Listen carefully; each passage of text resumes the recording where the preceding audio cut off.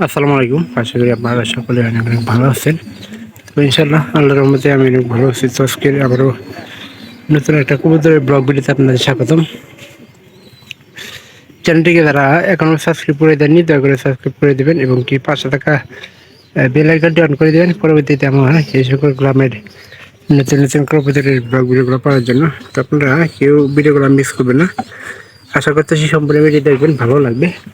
তো আজকের যে ভিডিওটা, তো গতকালকে শিবন কবুতরের বাচ্চা নিয়ে গেছিল বিক্রি করতে, তো বিক্রি না করে বাড়িতে কেন ফেরত নিয়ে এলো, তো সেই সম্পর্কে আমার আজকের ভিডিওটা।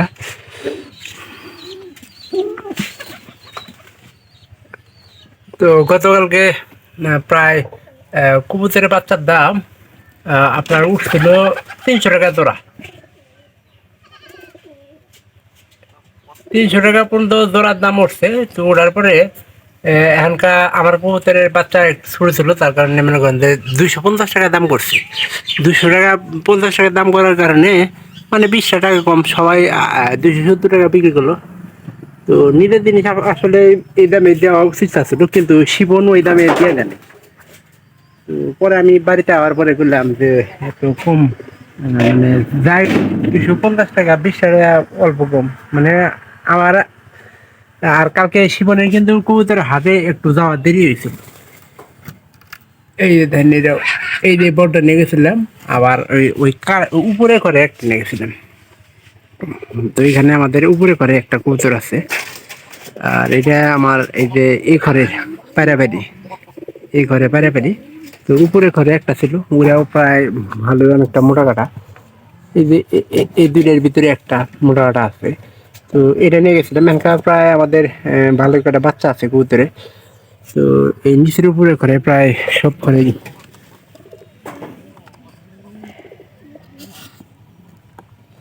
বাচ্চা দিছে এক জোড়া। আর এদিকে তো আমাদের নতুন কবুতর এই ঘরে এবারে দুইটা ফুটছিল। একটা হয়তো ইন্দুরি নিয়ে গেছে, আর একটা মনে করেন যে কম দিতে আছে। আর এই ঘরের যে কবুতরটা আছে, এই ঘরের আমাদের নিয়ত যে এটার বাচ্চা, একটা বাচ্চা আমরা কলার মায়ের দিয়ে দিই। কারণ ওনাদের বর্তমানে কিন্তু আপনাদের কলার মায়ের কবুতর আপনারা অবশ্যই দেখছেন। কলার মায়ের কবুতর কিন্তু আপনার হইতেছে প্রায় কবুতর গুলাই টাল রোগ হয়েছে, কিন্তু প্রায় অনেকগুলো কবুতর মারা গেছে। তো টাল রোগের মানে রোগের লক্ষণগুলো আমি এর আগেও বলছি যে কি কি কারণে কবুতর টাল রোগ হয়। আর এখনকার একমাত্র বিষয় যে কবুতর গুলা টাল রোগের মানে প্রতিকার গুলা, তো আপনাদের আমি কিন্তু জানাইনি। এই যে এটা বাচ্চা তৈরি করে, এই ঘরটা পরিষ্কার করে দেন রাখবো। এটা সব ঘরে পরিষ্কার করে এর ভিতরে মনে করেন খেলের দাবা টাবা দেন রাখবো। মানে সামনে যে আবু বুধবার না বৃহস্পতিবার আবু, তো ওই হাটে মনে করেন যে একটু দাম মনে করেন যে বেশি হবো।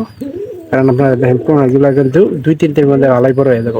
2 সপ্তাহ 3 সপ্তাহের কথা দিয়েছে, 4 সপ্তাহ মনে করেন যে এক জোড়া পোনা 4 সপ্তাহে মানে ফুল বড় হয়ে যায়।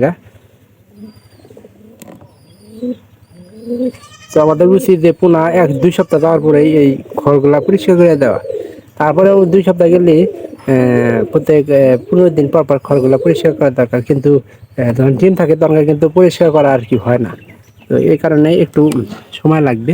আর আমাদের এই যে উপর ঘরে যত তাড়াতাড়ি আমরা করে দিই, এই খড়টা অবশ্যই ছাড়া উচিত ছিল, কারণ খড়টা ছেড়ে দিলে তাড়াতাড়ি মনে করেন যে ডিম আবার দিত। খড়টা আমি ছেড়ে দিলাম।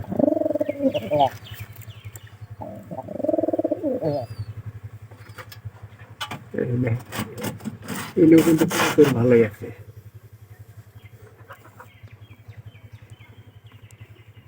একবার কবুতর, আর এটা হচ্ছে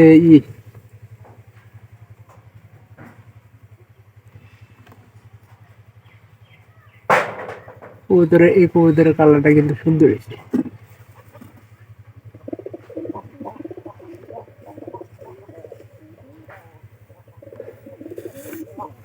দেই এই করে দেয় নাকি, আমার ইচ্ছা আছে যে এই সবগুলা ঘর আমরা করে দিব। আর এবার যদি তিতো ঘরে বাচ্চাগুলো ভালো হয় লাগাই দেওয়ার ইচ্ছা আছে।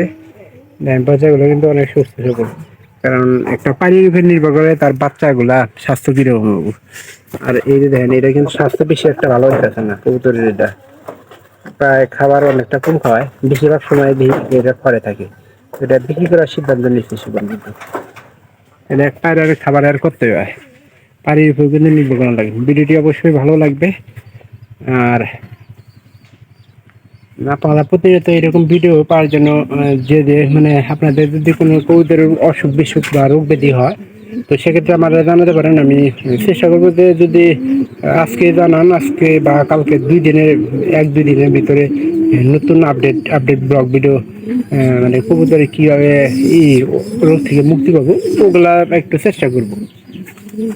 তো আমার এক পশু ডাক্তার আছে, ওনার সাথে ভালোই মনে করেন যে আমার পরিচিত আছে। তো ওনার কাছ থেকে কিন্তু আমি এগুলা সম্পর্কে জানছি। আগে কিন্তু অনেক কিছু জানতাম না।